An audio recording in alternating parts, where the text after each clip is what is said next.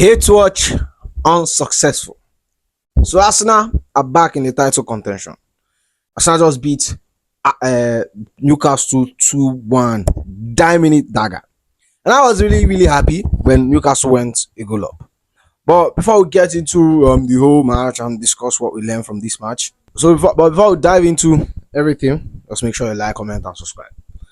So let's start with Arsenal 11 because I think Mikel Arteta made some changes, and I think if you remember, around his press conference, he said that he's going to let the handbrake off, and he quite let the handbrake off. He went with the lineup of Raya in goal, Mosquera and Gabriel Saliba as the two centre back, Timber and Calafiori as the full back, and a midfield pivot of Declan Rice, Zubimendi, Eze in the 10, Trossard on the left, Saka on the right, and Gyökeres as the striker. Arsenal started very well. Arsenal started very well, and the way they were playing, and you could see the changes. You could see the creativity Eberechi they like brought into that midfield.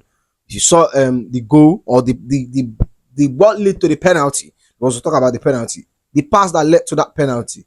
It was Eze flicking it onto Gyökeres, who was in transition.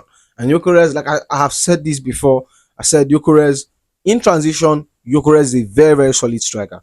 When like him and Haaland, I think they are very good in transition. And you saw Gyökeres make that move, which gets me to my next point. That penalty, I genuinely don't understand why that wasn't given as a penalty. I genuinely it doesn't make sense to me. It doesn't really make sense to me why that wasn't given as a penalty.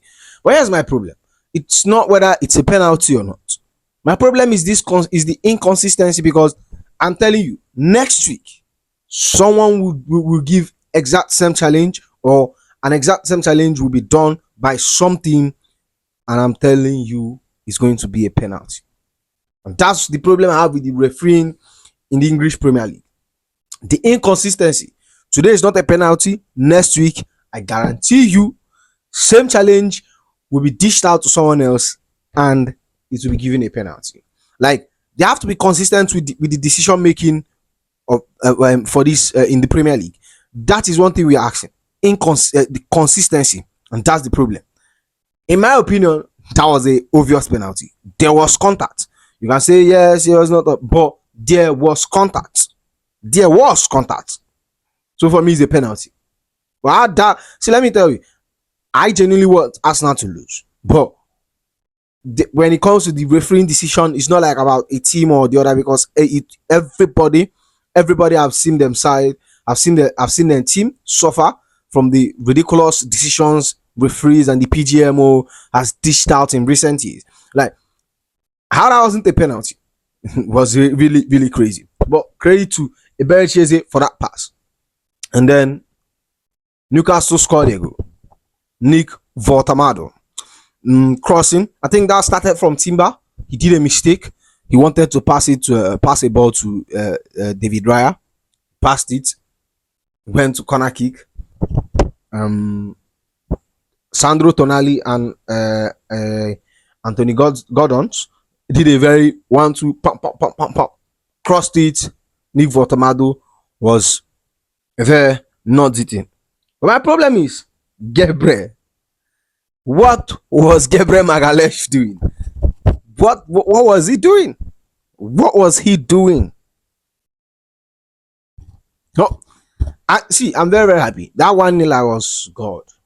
So this course will go around, because yesterday we witnessed Chelsea, we lost, Man U lost, Real Madrid lost, Liverpool lost, everybody and their father lost.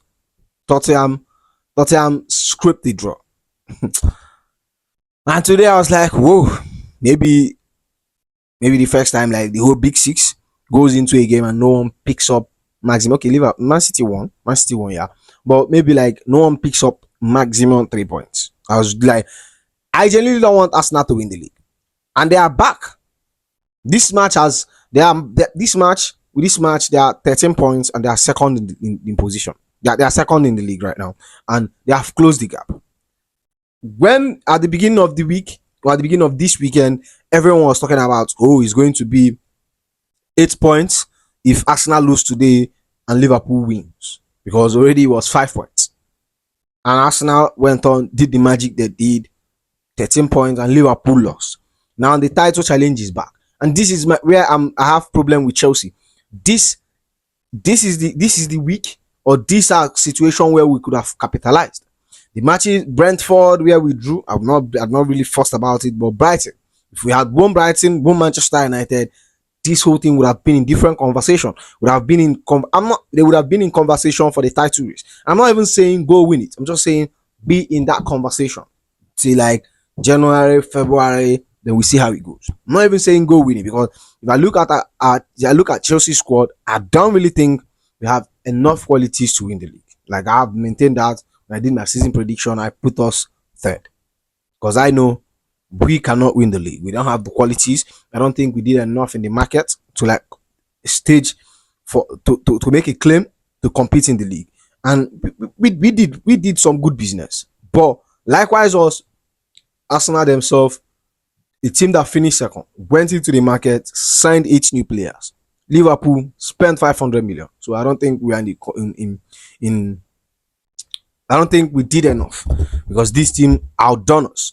And Arsenal back in the title race, and I'm gutted, bruv. I am gutted. Like I am pissed. I am angry. I am angry. And after that game, Eddie Howe started making substitution, moved to a back five, brought on Kevin Trippier, moved to a back five. Trippier as a he shall move to a back five. Then Arsenal scored. Merino again. Merino again. And I think this is I don't know, the having time that Mikel Arteta goes onto the bench, and that's to show you like the quality of Arsenal squad. He goes on the bench, picks up players who comes in and wins the game for him. At least like it happened against Atletico Bilbao. It happened against which other team? The draw against Manchester City. It happened against them, where Trossard came in and not Trossard, Martinelli. It happened against I think there's another team. Was it Arsenal? Was it Man United? I'm not really sure, but like this, we have seen Mikel Arteta, when things don't go his way, he looks onto the bench and he brings on players who comes in and change the game. And Mikel Merino was the game changer. That first goal gave Arsenal hope, because when they came into the second half, it was wave after wave of attack. Arsenal are really at it. Like Arsenal are the better team in the second half for me. Like genuinely, Arsenal were the better team in the second half. They are really at it. Wave after wave, Arsenal are dealing with them. And after that equalizer, that PK, the penalty, another penalty denied. Like I said, consistency. That was another obvious clear penalty which was denied today, where Gabriel Magalhaes was at the end of it. I think Elanga flicked a shot, Gabriel Magalhaes slide, and then his hand was up, and then he hit him. And then there are talks of like, oh, he's not on natural position and blah blah blah blah. Consistency. This is what we ask from these English referees. These referees, consistency. I'm telling you, next week or somewhere within down this season, someone will make exact challenge and it will be given a penalty. I'm telling you, another team will make a challenge and it's going to be given a penalty for sure. You get me? So consistency, and then we'll talk about the dagger. King of set piece. They have done it again. And I see a lot of people have problem with the score set piece again. Bullshit, man. Like I am a big fan of win it any means possible. Like if you know any means you are going to win match, win it. And Arsenal has done it. I think this will be a mentality shift for the team, a mentality shift for Arteta, because this has been a boogie team for them. Last season they didn't get a win against Newcastle. Back to back losses at their home, even in the Carabao Cup. I think three straight losses at St James Park. You get me? And you can obviously see they missed Isak in that number 9 position, because most of their attack, or most of the most of their goals was scored by Alexander Isak. And Nick Voltamado, as much as he's good, Yeah, that filling Isaac shoes, bro. That's a big shoes to fill it. You understand? That's a big shoe to fill it. So I think Newcastle are missing Isaac and plus the Champions League football. You get me? But generally, very very good performance from Arsenal. Generally, good performance from them. Solid performance from them. You could say I know we all can like say anything want to say about Mikel Arteta, but like he's done it again. They're back in the title race. The title race is open. And if we win our match on Saturday, let's not look at Manchester United, but let's if we win our match or we win our match against Brighton, we could have been in a position where we will be talking, oh, it's really open. We could be there. But looking at from our recent form, Chelsea don't really give me much of a confidence. So that's the video there. You get me? Make sure you like, comment, and subscribe, and check out my main channel, Papi Knows Football. Check out, and I'll see you in the next one. Go be.